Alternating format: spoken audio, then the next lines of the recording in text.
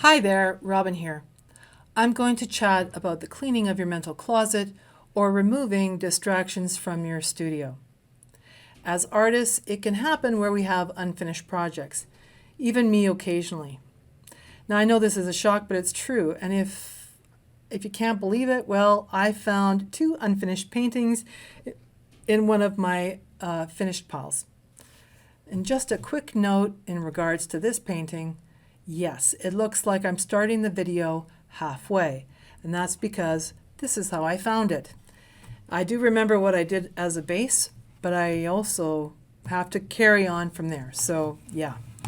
I was working on I'm working on this unfinished collage using different papers like newspapers and wrapping papers, adhering it to watercolor paper as a base with acrylic matte medium. Core watercolor as a base of the colors, and then Faber-Castell polychromos colored pencils for the next layer, Posca acrylic pens, and then finally Rotrine black ink using my Rotrine technical pens. Now, as a rule, I'm a highly productive artist, and people really comment on how much I produce. And some of you want to know how I'm able to do this. So I'm going to share with you what I do and what I'm learning, because I believe that learning is a lifetime event. So the top two things I control in my studio to be so productive are to organize a workspace and then reduce all distractions. I know it sounds kind of weird, but it'll make sense. My two biggest distractions are art studio messes and unfinished artwork.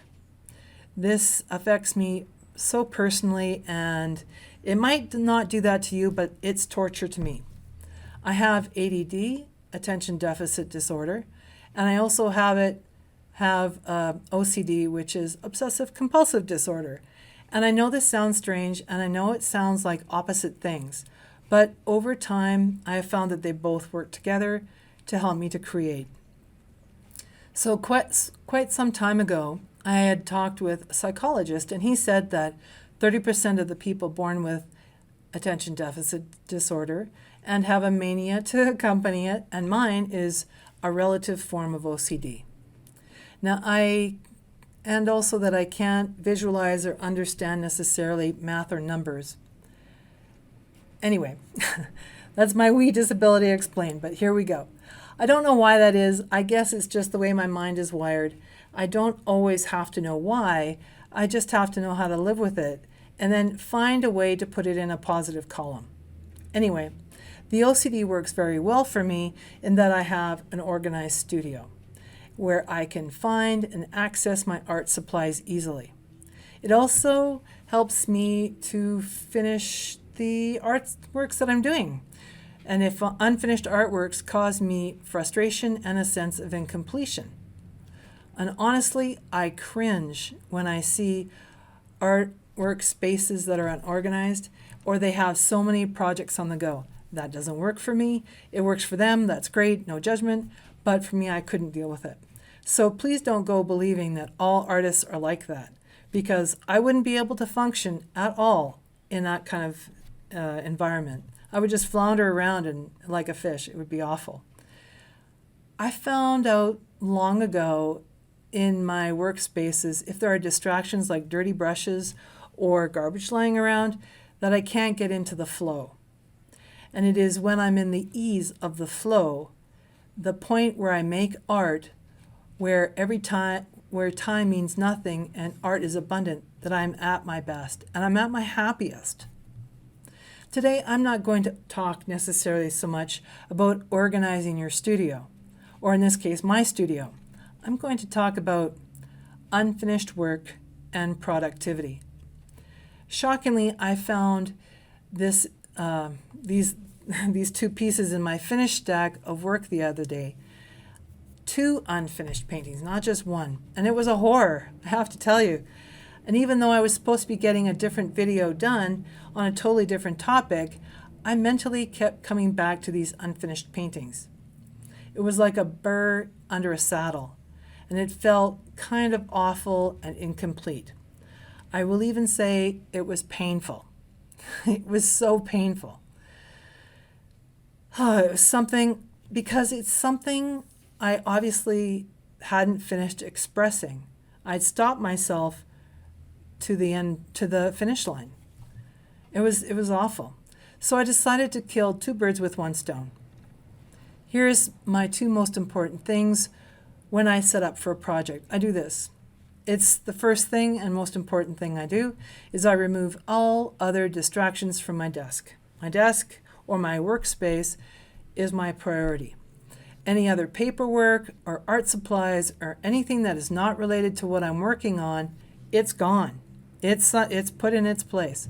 And then it gives me the chance to solely focus on the task. I love to create, and it's because it's like a meditation. A meditation, if you get the point. The less distractions, the more focus, and it takes me into the flow state. The flow state is the target. My ADD creates, and my OCD can relax. Everything is in harmony, and that's where the magic happens. Do you know what the flow state is? It's the optimal state of consciousness where we feel our best, perform our best, where time means nothing, and you fully go into, committed into the task. I'm going to add another thought here, and it will make a bit of sense later on when I tie everything together. So here it is. The other day, I was studying a new topic for me, productivity. Even though I'm always doing it unconsciously, there were some more added pluses, and it really hit home.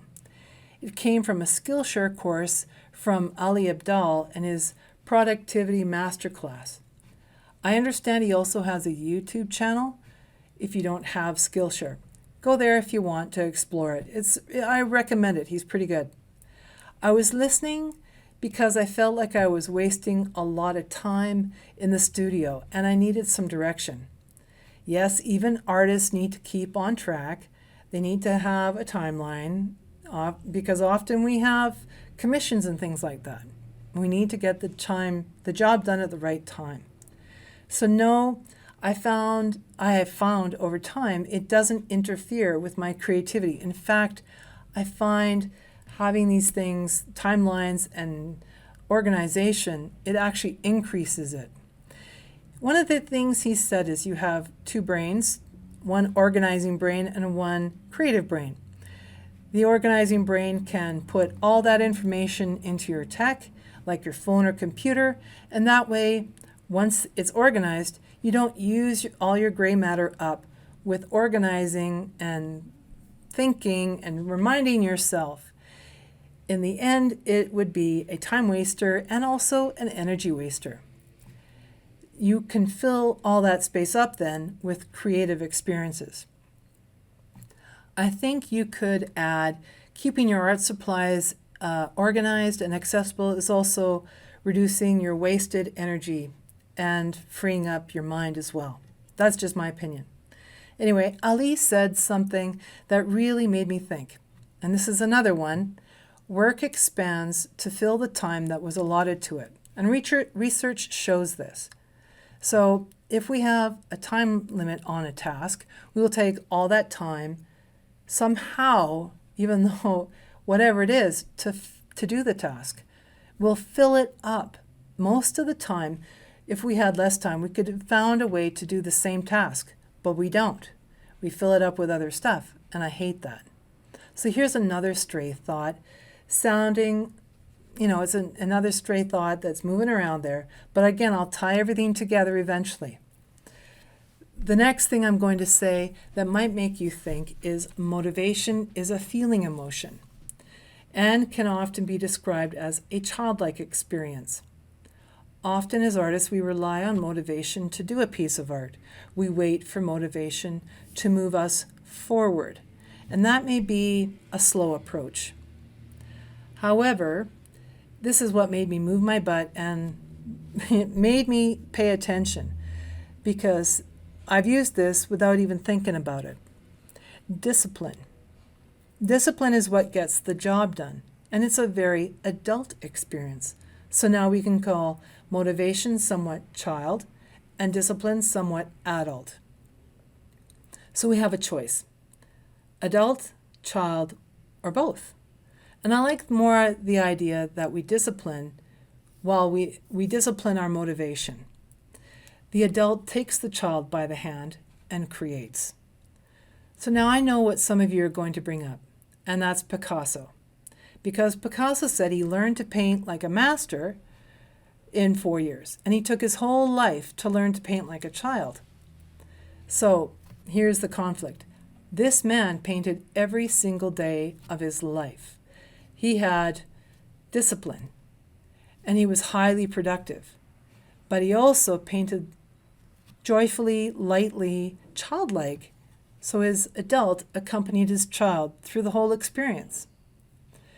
What very many skilled artists say when they are asked, how do we get good at doing some kind of art? Most of us say, practice. Many of us have to get good at this. Not all of us were born with brushes in our hand.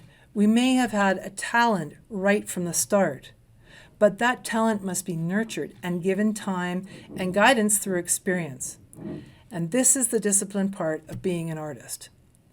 I'm doing experiments right now on productivity, and I'm focused on being inspired and motivated to create, but I'm relying on discipline to get the job done. I'm letting my child be motivated and be creative, but I'm using my adult to guide the child to get the task done. And a part of that is allowing the adult to let my artist be rewarded by getting into the flow.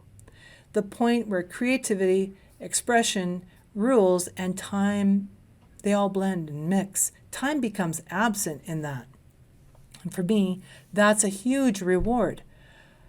That is such an ease for my mind. Creativity, ADD, is moving and doing its thing, and then the OCD is relaxing and enjoying the moment of the accomplishment.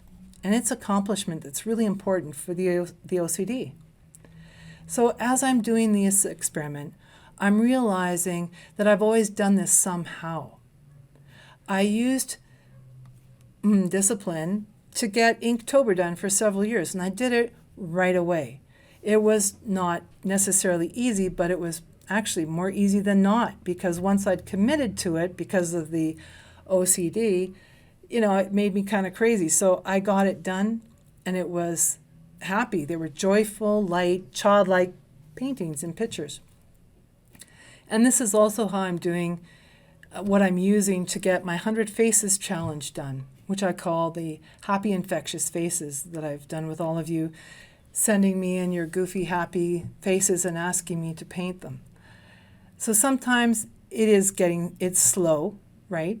But that's okay, because it's with determination and discipline that I get through with the completion. What I'm finding is that the discipline is pushing me through the wall. And even though I may not feel like doing art, or getting distracted by outside thoughts or people, or even my lack of confidence, I'm pushing through.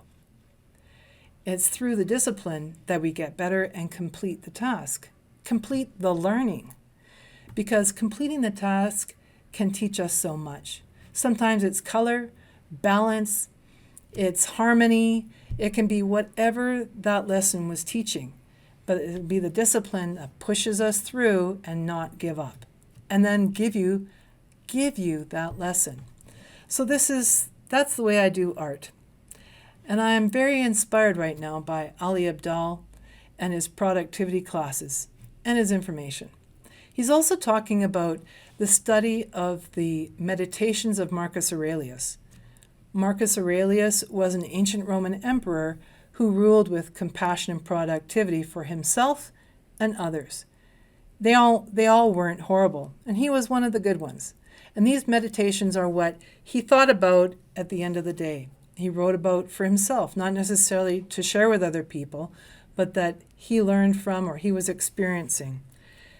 And this is one of the things is that it's not so, I hate to say it, but artsy-fartsy or airy-fairy or whatever it is. But it's more like shooting from the hip, and it's addressing some realities. Yes, artwork is about having these wonderful thoughts, but you also have your feet on the ground. And when you do both, that art becomes even more. There's also an exploration into Stoicism and philosophy of what Marcus Aurelius was taught. That was his basic education was Stoicism. And you might consider exploring it for yourself if you would like to use some inspiration on dealing with productivity. Things like, what is bothering my tranquility now? I know it sounds kind of goofy that way, but it's true. And then you find out what it is. Are you telling yourself a story, or is it a real thing? And those kind of concrete ideas can help you push through. So I'll be posting more about this experience as I learn more and how it affects my art. As you can see, I'm pushing through the end on this artwork, and I am so grateful that we're at the end of getting this piece done. I found it, I found the other one, and now I can let them go. It causes me relief instead of distress. The distress was finding it, the relief is completing it. And now I can feel that the expression I was feeling can be let go.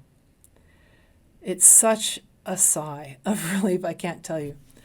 So as you can see, it's really come together. It's come through it's kind of like what I'm feeling right now. I feel like I'm coming into seeing what's really in front of me. It's kind of appropriate to have this painting right here, right now. I guess you can kind of see the philosophy of what's happened. So I'm at the very, very end of this painting, and I get to do something fun, which is, it's coming up in just a second. We're about to hit the signing of the painting, which means I can close this thought. It can have a sense of, I guess, closing the door.